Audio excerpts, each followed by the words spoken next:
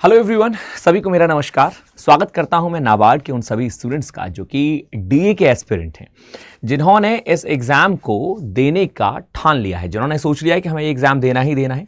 तो स्वागत करता हूं उन सभी का। आखिर वो क्या चीज़ें होनी चाहिए जिससे कि आप इस एग्ज़ाम को फर्स्ट अटैम्प्ट में क्रैक कर सकते हैं। पहली बात तो आप ये सुनिश्चित कर लें और अपने दिमाग को एक कमांड दे दें कि हाँ ठीक है भैया, हम पे और टाइम है या नहीं ये मुझे नहीं पता, लेकिन मुझे इस एग्जाम को अटेम्प्ट ही करना है जैसे कि एक स्किलफुल व्यक्ति करता है, और मुझे इस एग्जाम को अपने फर्स्ट अटेम्प्ट में निकालना है। सबसे पहला तो खुद को लेके ये अनुभूति, ये एहसास और मन में ये विश्वास दिलाना बहुत जरूरी है। कभी कभी क्या होता है कि हम सोचते हैं कि हाँ ठीक है, मैं जरूर करूंगा, मैं ऐसा करूंगा, मैं वैसा करूंगा, लेकिन कहीं ना कहीं दिल के किसी कोने में एक डर भी लगा रहता है कि यार कर भी पाऊंगा नहीं कर पाऊंगा। तो ऐसी सोच और ऐसा विश्वास जो है वो थोड़ा थोथा होता है। हम कोशिश तो करते हैं करने की, लेकिन उतने एफर्ट्स नहीं लगा पाते। लेकिन जिस दिन आप ये सोच लेते हैं और जिस क्षण आप इस बात की अनुभूति कर लेते हैं और विश्वास दिला लेते हैं खुद को कि नहीं, यही जो अटेम्प्ट है मेरा, मैं इसी अटेम्प्ट में क्रैक करूंगा, तो इसका मतलब कि आप पूरी तरह से, पूरे समय के साथ, पूरे जोश के साथ, पूरे जुनून के साथ उस एग्जाम को देने में लग जाते हैं। तो पहला तो ये विश्वास दिला लीजिए और ये ठान लीजिए कि मुझे ये एग्जाम एट एनी कॉस्ट फोड़ना है। यदि आपने सोच लिया तो स्वागत करता हूं मैं, आपका दोस्त और होस्ट पार्थ, आपका इंग्लिश मेंटोर। यहां पे नाबार्ड 2026 को आखिर कैसे दें, कैसे इस डीए के एग्जाम को आप फर्स्ट अटेम्प्ट में क्रैक कर सकते हैं, बहुत ही थ्रू आउट बात करते हैं, बहुत ही सिंपल वे में। आप सभी को यह बात मालूम होनी चाहिए सबसे पहले कि इस एग्जाम में दोस्तों आपके 3 सब्जेक्ट जो है वो बहुत इंपॉर्टेंट है। एक मिनट रुकिए, सबसे पहले तो मैं आपको मालूम है कि इस एग्जाम के लिए आपके 3 जो सब्जेक्ट हैं वो बहुत इंपॉर्टेंट हैं। वो 3 सब्जेक्ट कौन कौन से हैं?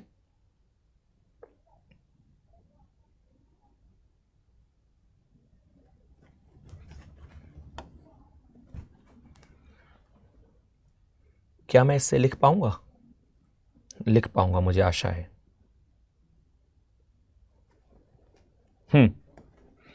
उन तीन सब्जेक्ट में दोस्तों सबसे पहला आपका आता है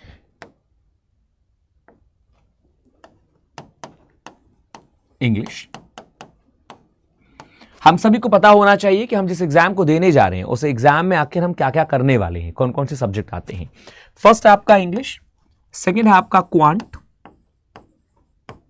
मेरी राइटिंग थोड़ी अजीब सी है, थोड़ा मैनेज करने की कोशिश करिएगा, बाकी मैं आपको बहुत अच्छे से समझाता हूं कि आप कैसे इसे फर्स्ट अटेम्प्ट में क्लियर कर पाएंगे। और एक है रीजनिंग।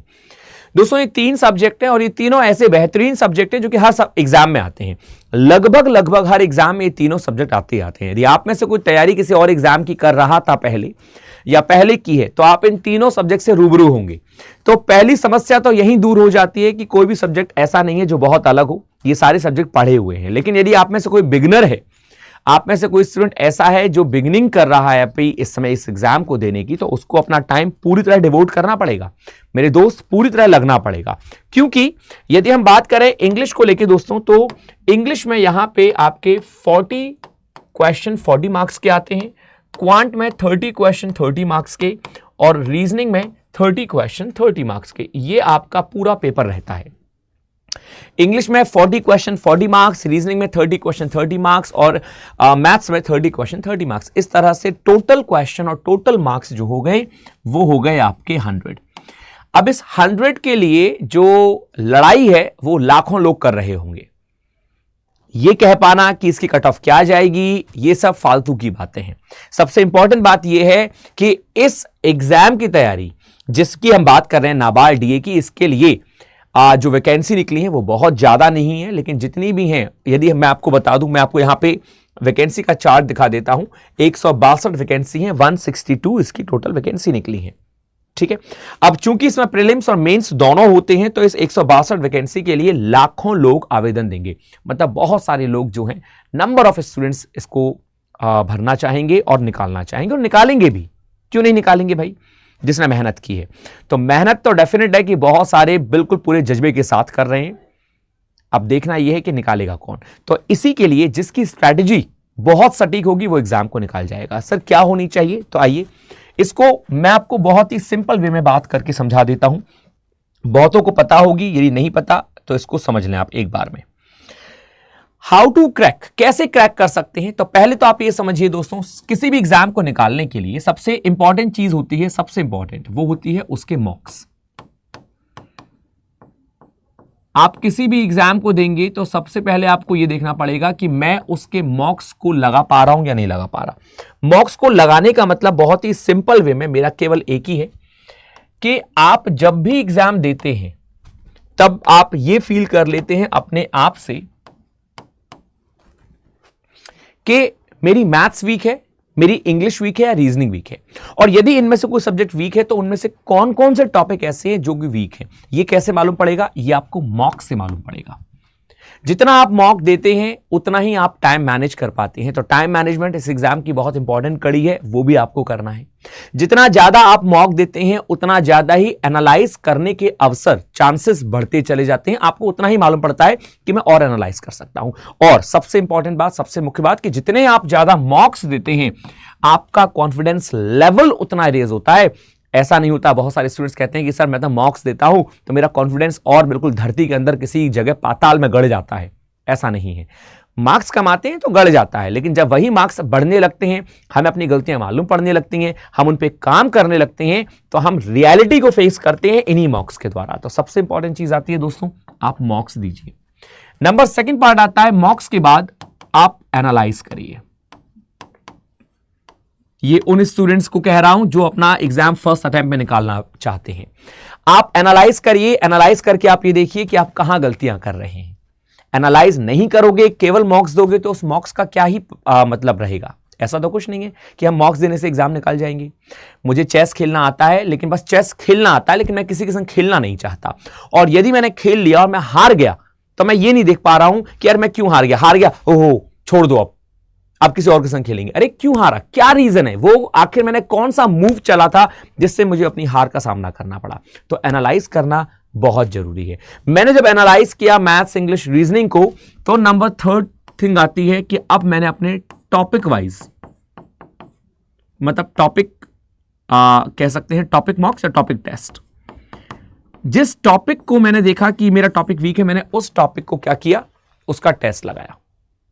उस टॉपिक का मैंने टेस्ट लगाया, उस टॉपिक को मैंने और स्ट्रॉन्ग किया, मैंने फिर मॉक लगाया, मैंने फिर उस टॉपिक का एग्जाम दिया। ये तीन चीज मैं करता चला गया।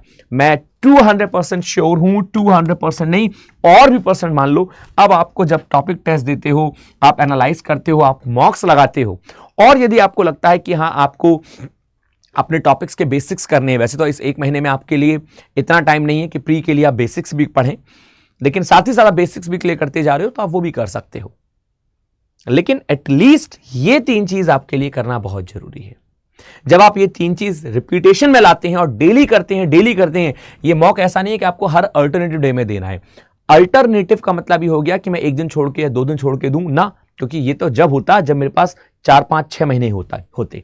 एक महीने में मैं क्या करूंगा, तो एक महीने के लिए मुझे डेली लगाना है। ये इंग्लिश, मैथ्स, रीजनिंग तीनों के मॉक्स लगाने हैं, तीनों को एनालाइज करना है, और जो गलतियां आई उन गलतियों को, उन पे काम करना है। यदि कोई टॉपिक मिलता है जिसको मुझे स्ट्रांग बनाना है तो उस टॉपिक को मैं स्ट्रांग बनाऊंगा। यहां जाके आप अपने आप को बहुत ही स्ट्रांग फील, बहुत ही आप अपने आप को ऑप्टिमिस्टिक फीलिंग देते हैं, तो सिंपल सा आप सक्सेस की ओर बढ़ते हैं।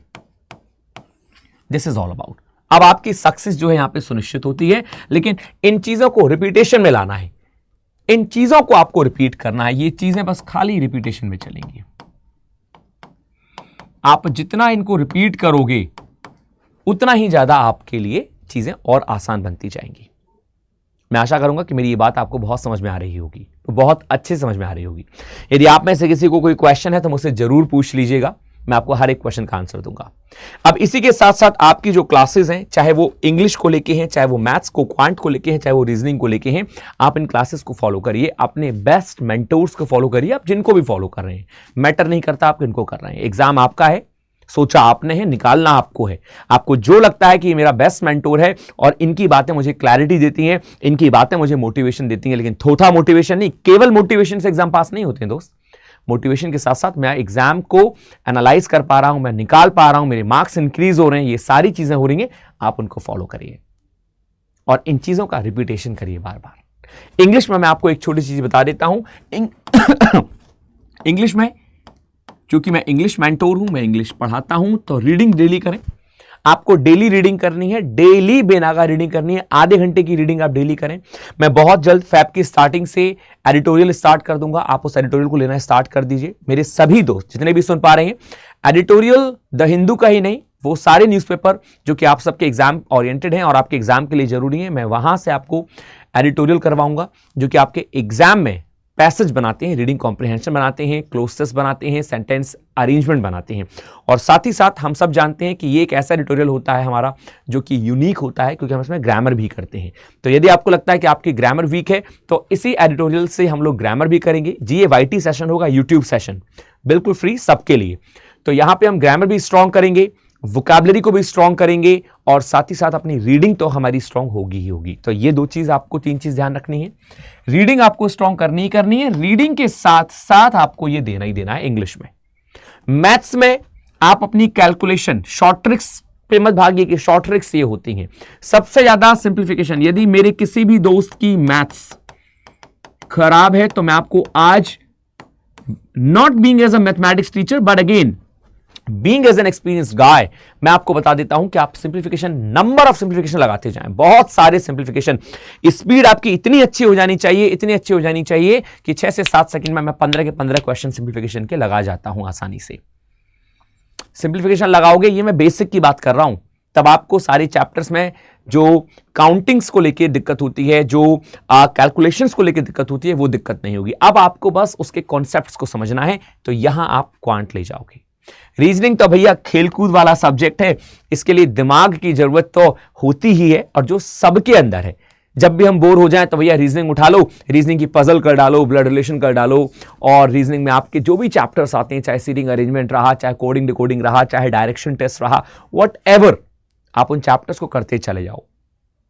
क्योंकि रीजनिंग में जो मुसीबत आती है ना, उनको झेलने में भी बड़ा मजा आता है कि हाँ चलो ठीक है, मैं इसका सामना करूंगा, लेकिन डेली बेस पे ये आपको प्रैक्टिस डेली करनी है। This is my humble request. दोस्तों, यही एक ऐसी चीज है जो कि आपको क्रैक करवाएगी फर्स्ट अटेम्प्ट में।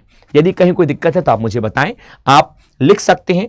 मेरा टेलीग्राम चैनल, मैं आपको टेलीग्राम चैनल बता देता हूं, आप इस टेलीग्राम को जरूर ध्यान रखेंगे। यदि आपको लगता है कि आपको कोई दिक्कत है, आपको कोई क्वेश्चन है, तो आप मुझसे वो क्वेश्चन पूछें। आप यहां पे अपनी प्रॉब्लम जो है आप मुझे बता सकते हैं, खासकर इंग्लिश को लेके। तो ये है इंग्लिश विद पार्थ, ये बिल्कुल फ्री टेलीग्राम चैनल है। टेलीग्राम पे आप इसको ज्वाइन करिए। यहां इस टेलीग्राम पे आपको इंग्लिश से रिलेटेड हर पीडीएफ प्रोवाइड होती है, एडिटोरियल की पीडीएफ प्रोवाइड होती है, वोकैब की पीडीएफ प्रोवाइड होती है।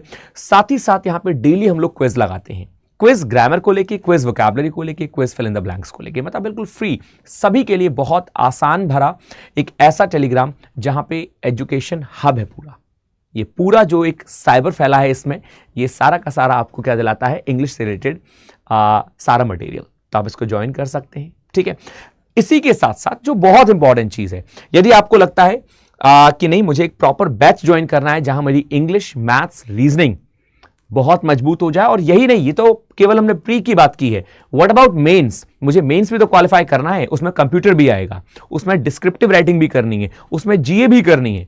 तो एक बैच हम सभी के लिए बहुत इंपॉर्टेंट है, खासकर उनके लिए जो वाकई सोच चुके हैं कि मुझे एग्जाम निकालना है। वो लोग रेगुलेटरी अड्डा 24/7 की साइट पे जाके, वहां से वो रेगुलेटरी बॉडी पे जाके अपने आप को नाबार्ड के एक पर्टिकुलर बैच पे एनरोल कर सकते हैं। जैसा कि मैं आपको दिखा देता हूं, यहां पे मेरे सभी दोस्त बहुत अच्छे से ध्यान रखेंगे। मैं इसको थोड़ा सा,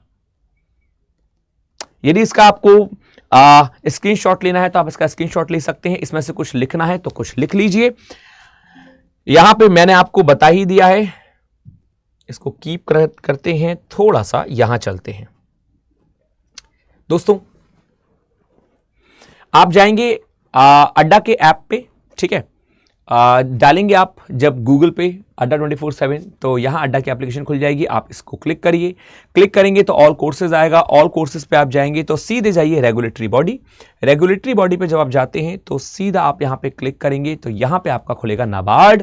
नाबार्ड पे क्लिक करेंगे तो दोस्तों ये है आपका batch, NABARD 2026 development assistant DA P2I, from very basic, from very pre to interview. यहां पे क्लिक करेंगे तो ये रहे बैच जो कि 2999 का पड़ रहा है। बाय नाउ पे क्लिक करिए, आप डिस्काउंट चाहते हैं तो यहाँ पे कूपन कोड डाल सकते हैं, यहाँ पे आप मेरा कोड जो है वो यूज करें और डेफिनेट है आप मेरा कोड डेफिनेट लगाएं Y941, ये कूपन कोड है। इस कूपन कोड को लगाते ही आपका जो अमाउंट है वो रिड्यूस हो जाएगा और अप्लाई कर देंगे तो ये आपको पड़ेगा 2399 का। 81% डिस्काउंट मिलेगा आपको अभी के लिए।